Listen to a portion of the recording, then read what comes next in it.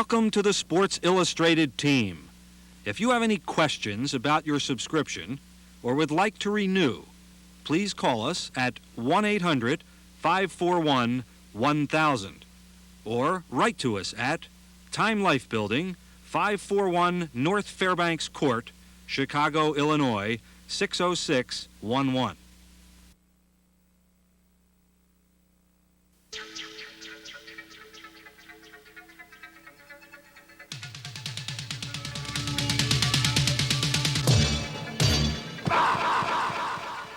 The physical part of football is still the most important part. When you have two teams that know what they're doing and two teams that have great athletes on both sides, then usually the game is decided by the team that hits the hardest. Before you can do anything in football, you've got to be able to move from spot A to spot B to hit somebody. Now, once you get there, you want to get there with the most velocity and the most power and the most impact. Take it.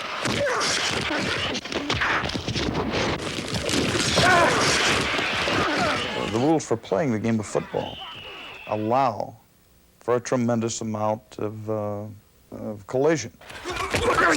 And this is a collision sport. It's not a contact sport.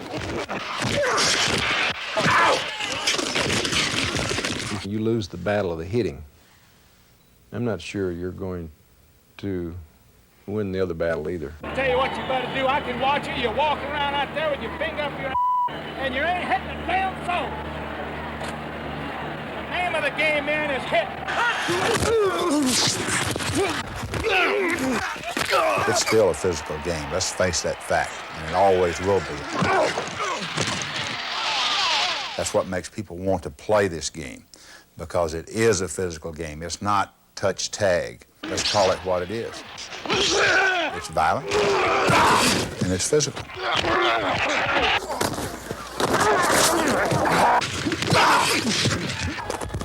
When a guy gets hit and his headgear pops off, that's part of the game. And that's what people pay money to go see, the great hits.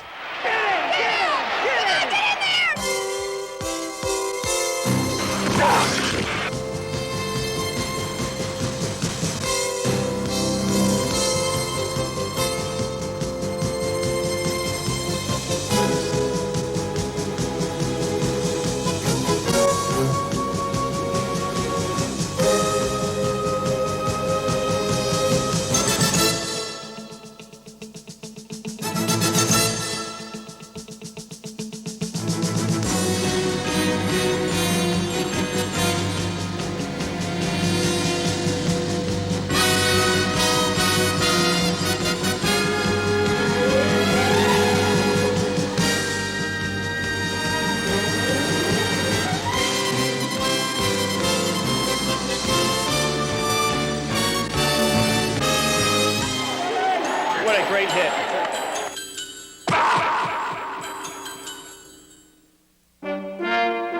Like the history of war, the history of pro football has shown us that strategy cannot succeed without strength. The first pros resembled raw recruits, eager for combat. They lacked polish, but not spit. These flinty-eyed fighters evolved into the fierce free spirits of the 1950s.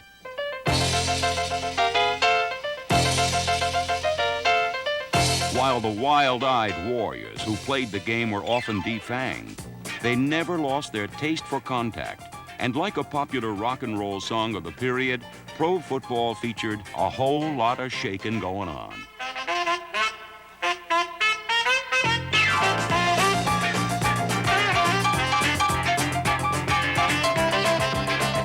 Every Sunday, the NFL offered a crunch course in a school of hard knocks where brawn was emphasized over brain.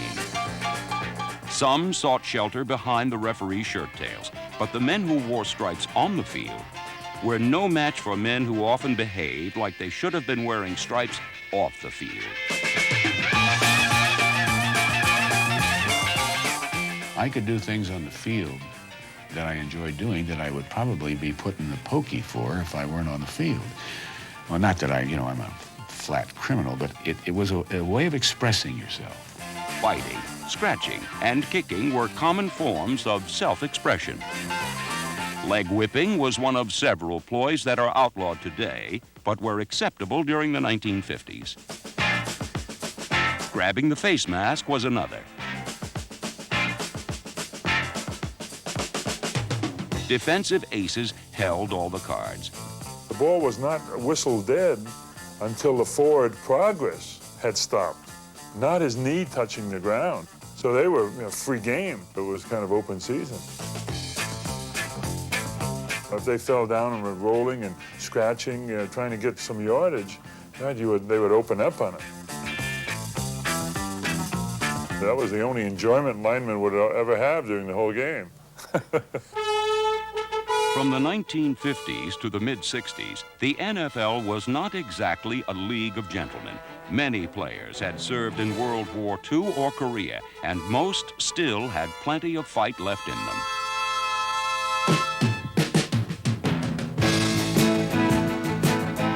Few surrendered easily, and it took devious methods to send them to the bench. The dictum, an eye for an eye, a tooth for a tooth, was as relevant to the NFL as it was to biblical times. I never would accept anyone hitting me illegally. Now, when that happens, then you must serve justice. And if you don't know how to serve justice, then you're going to get kicked around the league. You never hit the guy back. You hit him first, because invariably the noise or commotion that it creates gets the attention of the referee, and then by the time he looks around, he's catching the other guy. So the trick is to hit first, but never hit back. You got time. You got next year, next game, whatever. Like guided missiles, players carried heavy payloads, and they used their bodies to launch retaliatory strikes with devastating effect.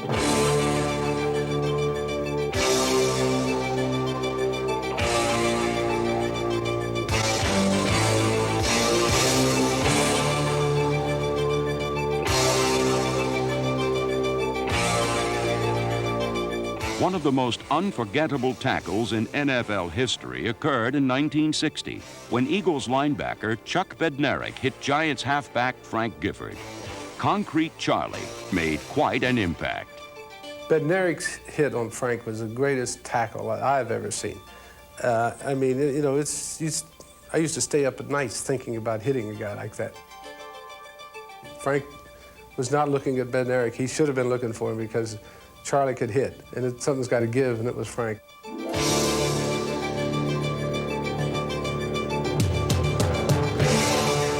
Like a cheap shot? Well, it really wasn't. I mean, Bednarik, had he given me a cheap shot, I probably wouldn't be sitting here. He's just a good, solid football player, and a great football player. During the 1950s, football players had to be solid in order to remain standing in a savage world where only the strong survived. There wasn't that much dirty play. It was rough. Yeah, they were rough. If they could kill you, they'd kill you honestly, okay? But nothing dirty. Nothing wrong with drawing a little blood here and there, you know, what the heck. And I like to think that with that approach to the game, attack, attack, attack, I walked out totally unmarked.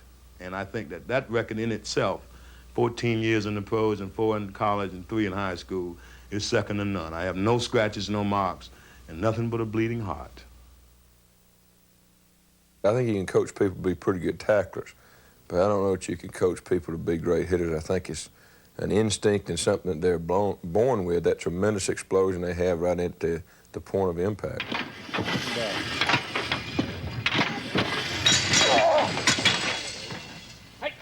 The old saying is, if they don't bite when they're puppies, they're not usually going to bite. And I think when you get a young player and a guy that comes up and in high school he's a pretty good hitter, or in college he's a pretty good hitter, comes into professional football and it just carries forward. By the time they get to pro football, I think the only thing you control in terms of contact teaching is the emotional side of it. I think if a player is a very intense guy, or the organization becomes more intense on Sunday, the more intense you are, the more apt you are to be a heavy hitter on Sunday. You have to mentally make yourself ready to go out and realize that it's such a physical game that, you know, it's better to be the the hitter than the hittee.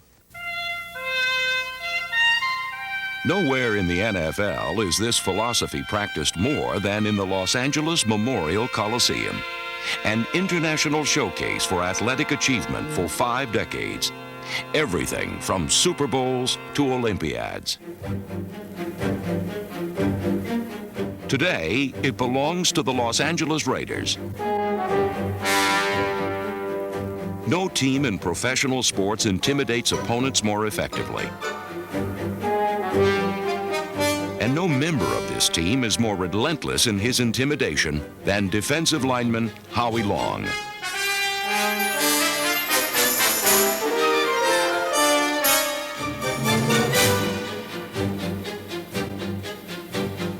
I show up at camp. They didn't ask me to bench any weight. They didn't ask me to do any vertical jumps. They didn't ask me to do any broad jumps. They didn't ask me to hop in a think tank and see how my bad dreams were. They gave me a helmet. You're going to play defensive line, and I started to play.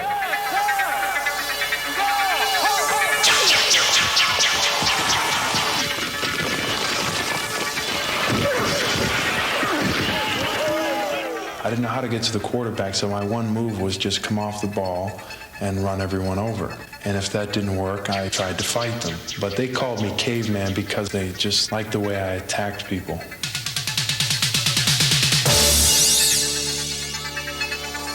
My background in football knowledge was so limited that they would be going over terminology such as out of east eye right, triple slot left.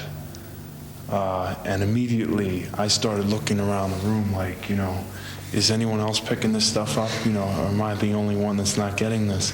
And it turns out I was like the only one that wasn't getting it. They had to literally take me from square one to where I am now. A surprise second-round draft choice from Villanova has matured into the game's most menacing defensive presence.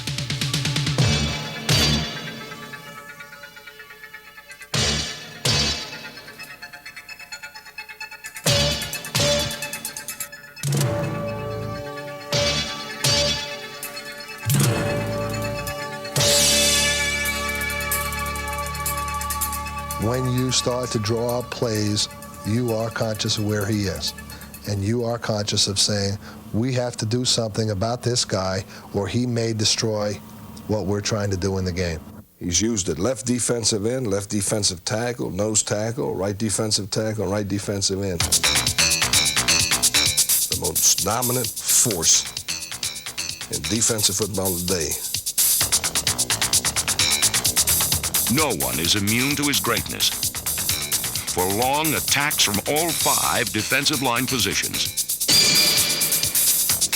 Instead of one offensive lineman preparing for me, all 5 have to prepare for me. They never know where I'm coming from.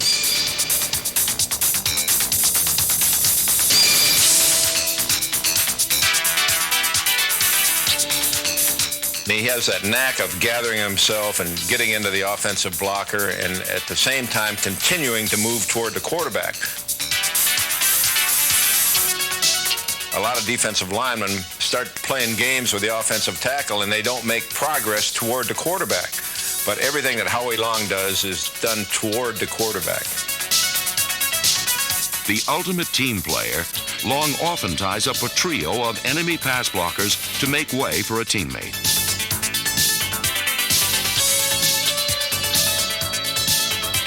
As long as I hear Matt Millen on the tackle or Bill Pickell on the tackle or Sean Jones on the tackle, as long as someone is making the tackle and it's not for a big gain, then I can get up from the bottom of the pile and figure I did my job.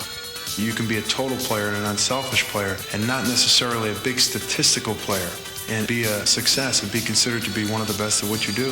Here's the rush. He's hit as he throws. Intercepted by Stacy Turan, the 25, the 30, the 40, left side 50, down to the 40, down to the 30. Nobody close, all the way. Touchdown Raiders!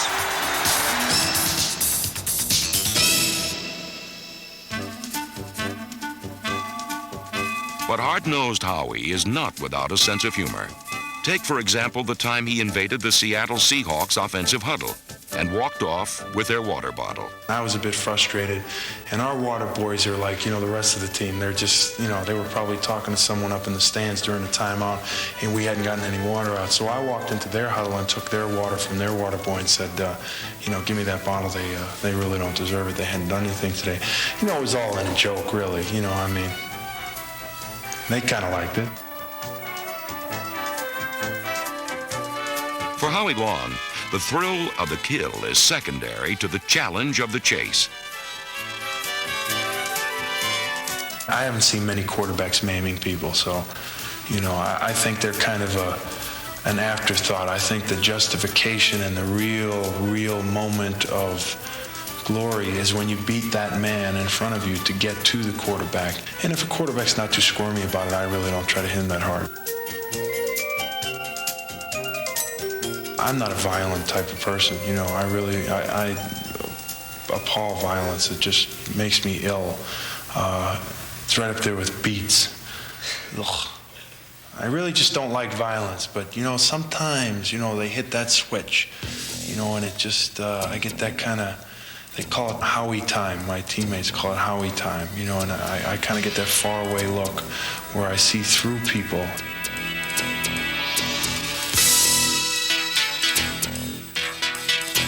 When Howie Long lapses into his particular brand of tunnel vision, there's rarely any light at the end of it for Raider opponents.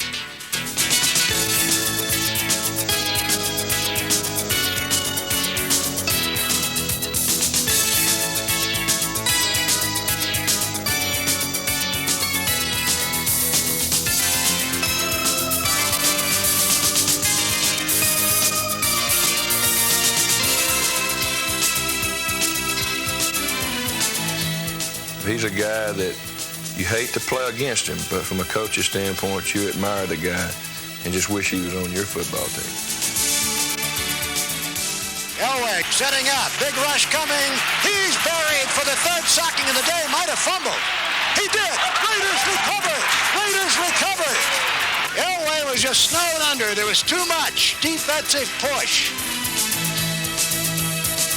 If you take everything into consideration, both run and pass, Howie Long's the best defensive lineman in football.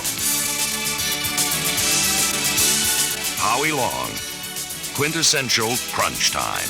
The key to it is hustle. If I don't hustle as much as I should have during a game, I go home at night and I really lose a lot of sleep over it. I like to think of myself as being relentless. I like to be thought of as being that way, relentless. I like that word. A pro football field is a crunch course that is filled with danger zones. In football, it's knock the man down or be knocked down, especially for the fearless hitmen who cover kickoffs.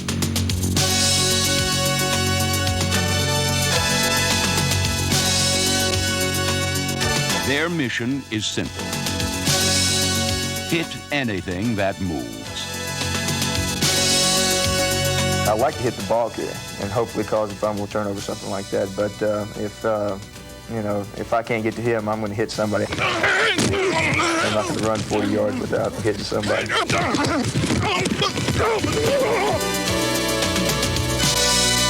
When you get hit by these guys, it's like getting hit with a freight train. These guys know how to put every ounce of energy and force behind their tackle or the blow they deliver. 1 yard line, kids up the middle behind the wedge, the 15, and is he ridden down. I think there's an awful lot of courage involved.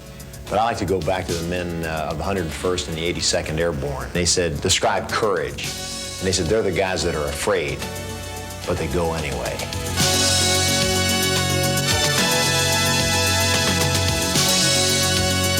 Those who operate in this danger zone have elevated tackling to a punishing science.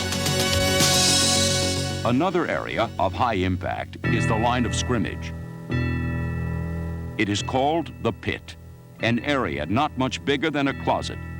Yet within its confines is the game's most heavily weighted struggle. In spite of all the specialization, in spite of all the attention that the quarterbacks get, the game is really played up front. more or less right in the trenches, as everyone says, because when you assume and gain control of that part of the field, it allows you to do what you want to do.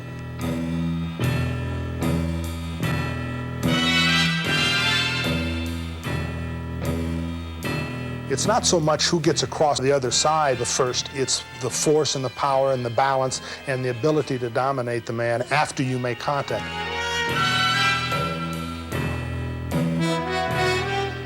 It's a physical combat area. It's not like playing in space. It's not like being detached and running down the field to catch a football. It's not like a linebacker taking a drop and squaring up, playing the ball when it's in the air. This is hit, hit, hit on every play.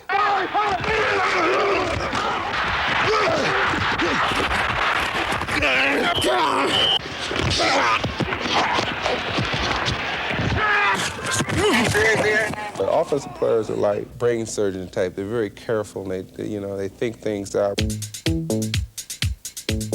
Defense, you're a step behind. You have to be over aggressive. You have to attack this man. Keep taunting him, come at him, and then go. Once you get clean, you see this quarterback, you don't carry anything else around, you go right for him and get a good grip on him.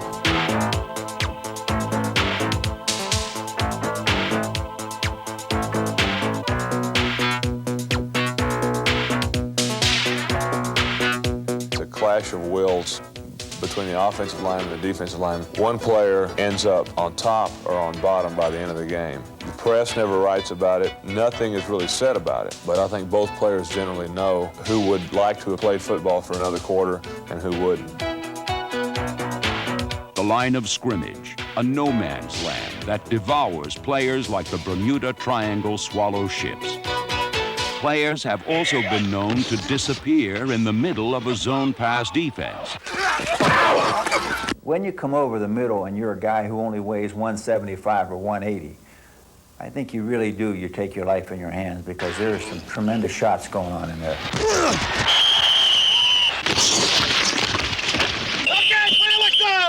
A person individually names his certain area. I call it the pay dirt area. If he's going to catch it, make him pay for it.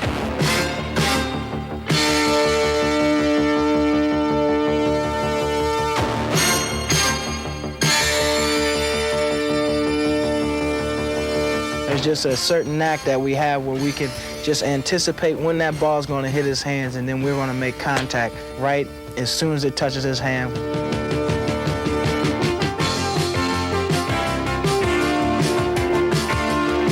Just as there are ways to intensify a hit, there are also methods to lessen the impact. One thing that we learned early in Bill Walsh's offense is to read the defense. If it's a zone, sit down. It's not very complicated. Just sit between the two guys and catch it and turn upfield. When you're going across the middle, man to man, you just keep running across because there's nobody there going to meet you. If it's a zone defense and you keep running through it, you're going to get hurt because there's going to be somebody there waiting for you. A key example was when Ronaldo got hit in the Atlanta game. He read it too soon. He thought it was man-to-man, and he kept running. It was a zone, and the guy was sitting there waiting for him, and it cost him. It hurts a lot more when you don't catch the ball.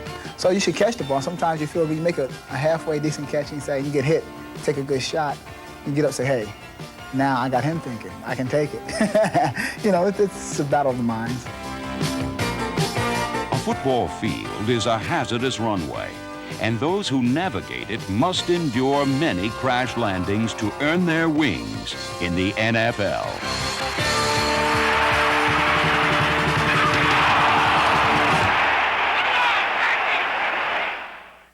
Well, a critical part of football is hitting the other man before he's ready for it. And it's just like boxing. If you can beat the man to the punch, even if it's by a quarter of an inch, you've got him beat. So if you're beating the other man to the punch, you're going to win.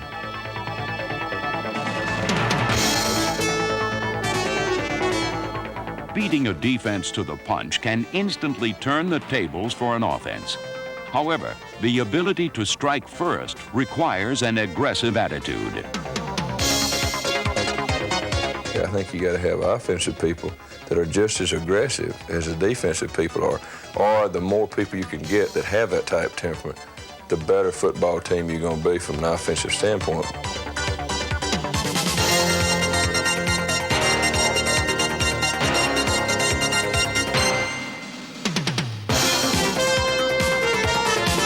A rampaging offense can ravage a defense.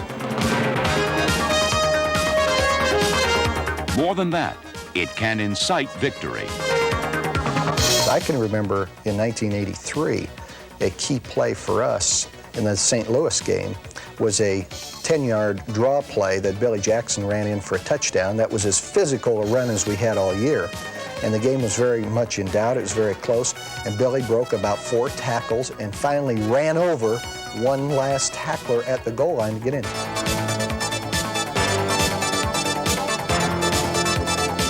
That particular run changed the game for us. It really changed, and it was a physical type play. The ability to run with thunder instead of lightning made number 39 Larry Zonka the game's premier power runner during the early 1970s. When all else fails and it's obvious it's going to come down to a direct physical confrontation, I always thought it reflected a higher degree of intelligence to do the inflicting first.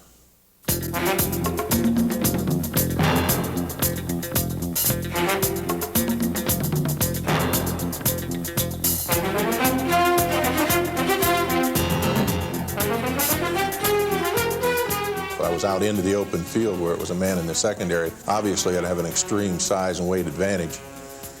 Generally, they were looking for a side shot rather than a head-on shot, simply because of the ratio of size, weight, and so on. Very often, if you would cut back directly into them, that element of surprise would completely discombobulate whatever they were trying to put together. And you'd be able to not only avoid the tackle, but lay in some devastating blows.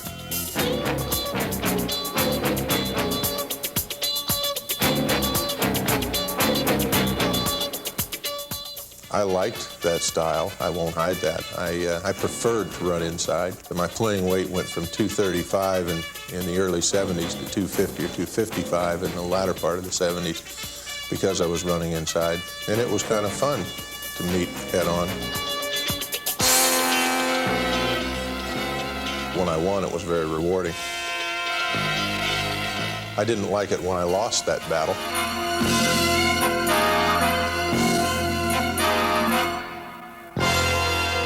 Zonka's lost confrontations were often as breathtaking as the many battles that he won.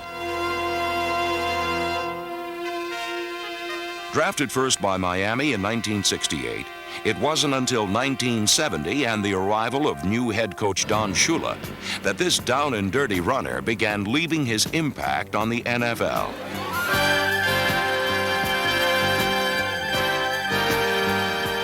Shula quickly found ways to exploit the Zonk's speed and quickness, both of which were uncommon in a runner so large. And not since the days of Bronco Nagurski had the NFL experienced a runner with such punishing, tackle-breaking power.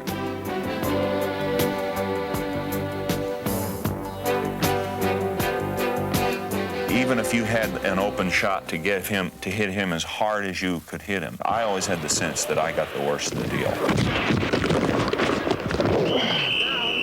I can remember some shots that I took on him one-on-one, and, you know, I couldn't bring him down. You know, you need help.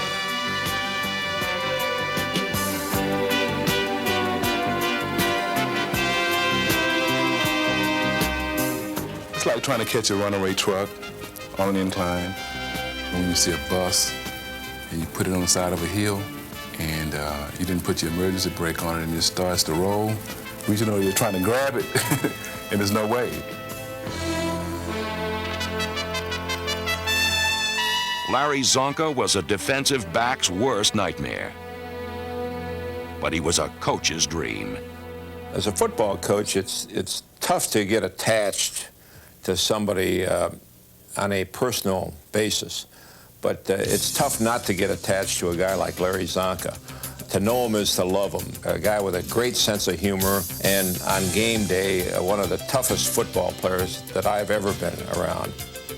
I think Larry had 12 or 13 broken noses over his career, and from week to week, it was you had to guess which side of his face his nose would be lying on.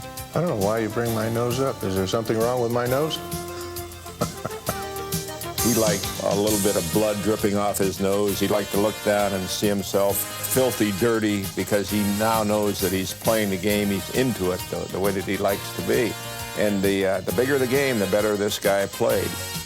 In 1971, Larry Zonka personally carried the Dolphins to victory in the longest game in NFL history.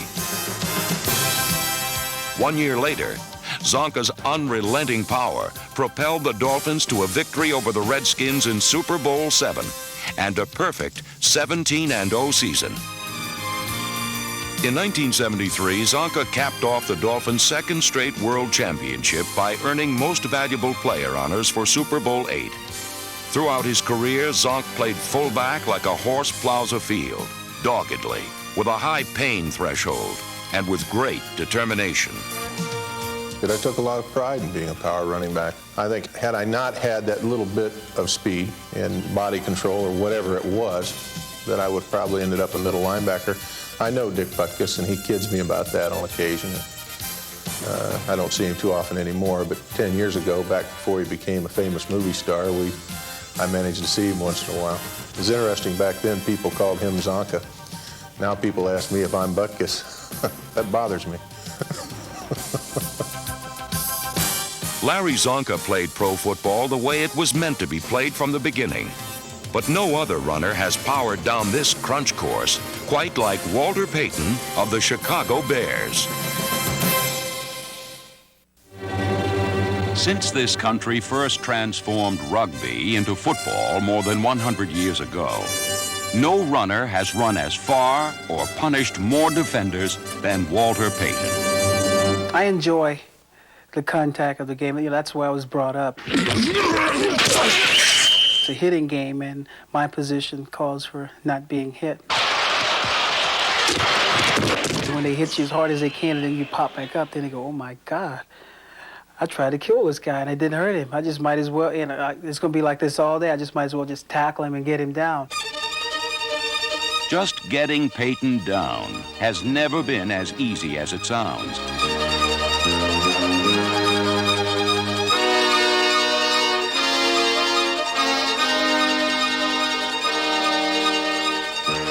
For over a decade, number 34 has been stiff-legging through the minefield at the line of scrimmage before exploding into the secondary. Coaches long ago recognized him as much more than another runner with a nifty stutter step and power. Walter Payton, normally if he's trapped at the end of a run, if you watch him, instead of him looking for a place to go, he will turn at that defender, and lots of times he's dishing out punishment. I mean, he'll take a shot at somebody even though he's got a ball in his hand.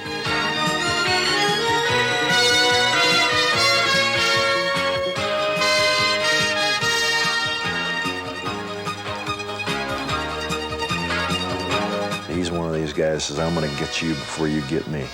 And that's the way he plays.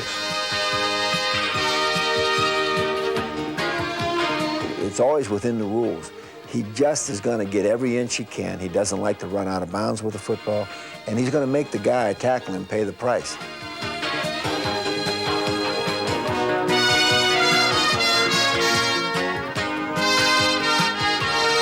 And I think that's what it's all about. I mean, if the guy is willing to stick his nose in there, then he's got to feel what it's like really to tackle the best.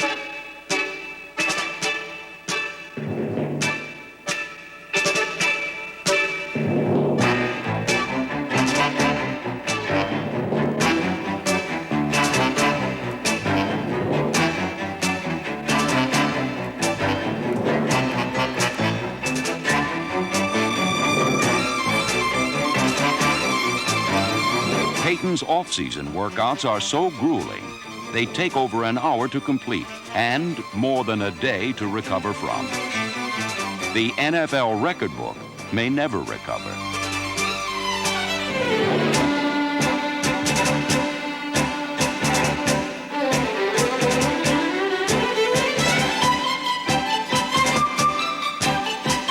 He'll fight you, he'll test you, he'll give you his best and see what you've got for an answer. He's the king of hearts.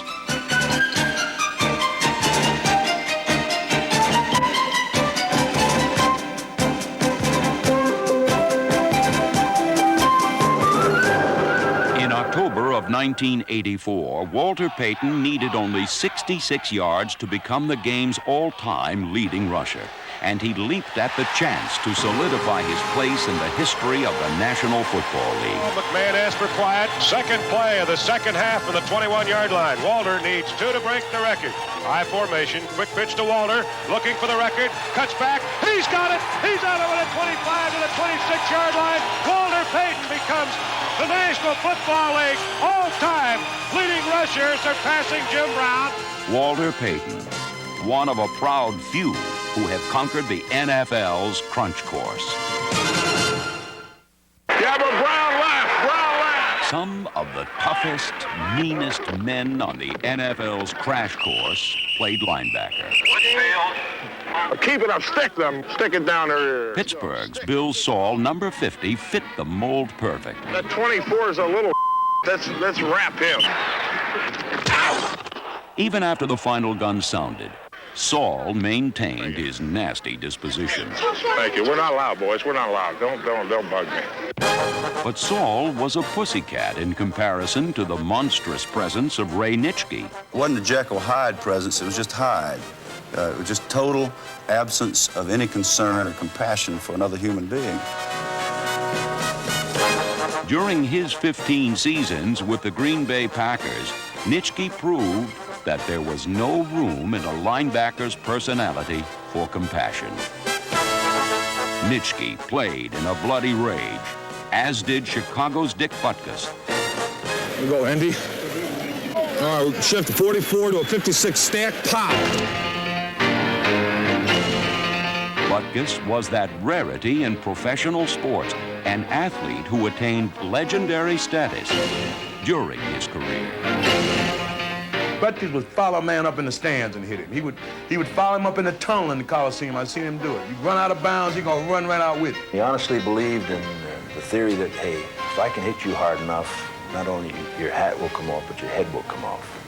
And he damn near tried to do that every time he hit somebody. I don't go to the movies too often, but one particular movie that stands out in mind was with Betty Davis. I think it was Hush, Hush, Sweet Charlotte. I got kind of a charge when that head come rolling down the stairs. I kind of like to sit there and watch it, see things happen, and maybe project those things happening on a football field, and not to me. He didn't like anybody with a different colored jersey. I mean, he really disliked you. You know, he went after you like he hated you from his old neighborhood. He was the meanest son of a I've ever seen in my life. Played professional football. Dick Butkus was the greatest linebacker who ever played pro football. But the first to bring notoriety to the position was the New York Giants' Sam Huff, number 70. He was the subject of a TV documentary that demonstrated to millions that the linebacker's world was a violent one.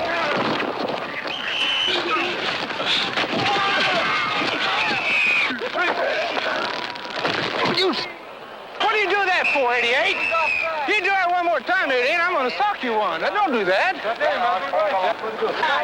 You run again, you get a broken nose. Don't do that. Hit me on the chin with your elbow. Today's linebacker still inhabits a violent world. And interestingly enough, the game's best also wears a Giants uniform. Hey, 88, I'm not going to warn you no more now. He is number 56, Lawrence Taylor. Listen, look, we got to rush him. We got to kick the what we got to do. Let's get in and get the all right, let's go. Come on now. 3-0. Hey, we're a bunch of bad summer. Let's play some ball. I really feel a linebacker has to be the type of person who keeps the team together. If a linebacker has to be somewhere in the middle, he has to be tough enough to play the run, graceful enough to play the pass, and mean enough to knock a runner out.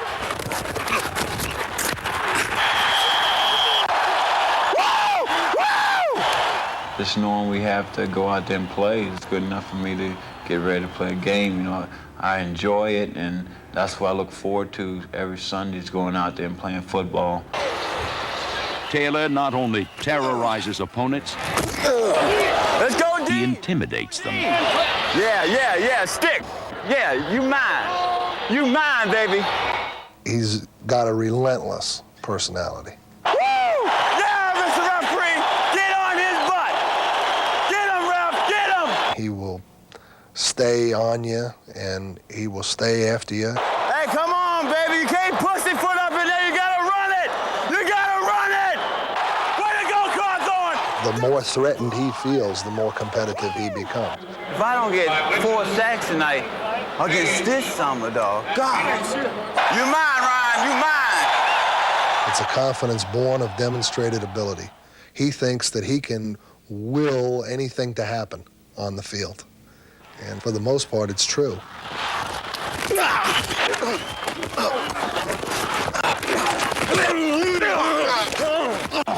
Homeboy, we can't play that stuff over here. Y'all gonna have to go to the other side.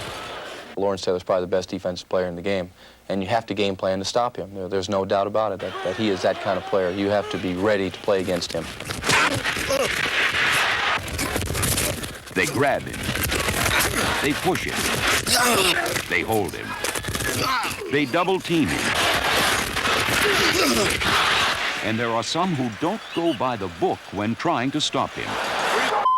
Leg with my and the son, I'm gonna break his neck. He wait till Hey, Shula, you better hope I never get back in there. I will kick your And Lawrence Taylor can make good on a threat. Don't get up. You didn't have to do that. Hey, you just play, baby. Just play. He's changed the game of football because he's just so dominating. It used to be that you say, well, our back blocks him, and we go ahead and throw the pass. If you get a back block in Lawrence Taylor, you lose. You're going to lose a ball game, and it's been proven. He's beaten a lot of people. They start out blocking him with the back, and they move to a guard, and then they put the tackle on him. He runs over all of them, and he continues to run clear to the other side of the field and chase the play. You know, you expect the guy to dog it once in a while, you know, loaf from side to side, give up on a play, but he just does not do that.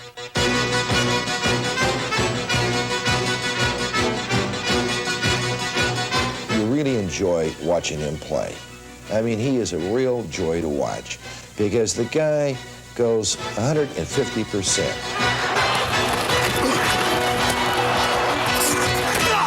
Like all great athletes, Taylor's playing style is a reflection of his personality. I play linebacker like my lifestyle is. You know, I'm pretty freewheeling, you may say, wild, abandoned, reckless, as the coach probably would say. Hey, baby, let's go out there like a bunch of crazy dogs and have some fun. It suits me pretty well, and I enjoy it. Taylor's enjoyment comes at the expense of those who don't have quite as much fun when he's on the field. Son, I gotta do better than this. Players like Lawrence Taylor prove that pro football will always be a hitter's game, a game of guts and guile, played by men who deserve the respect and admiration of fans everywhere. These men put their bodies on the line in the most demanding contact sport there is to travel the rugged landscape that is the NFL's Crunch Course.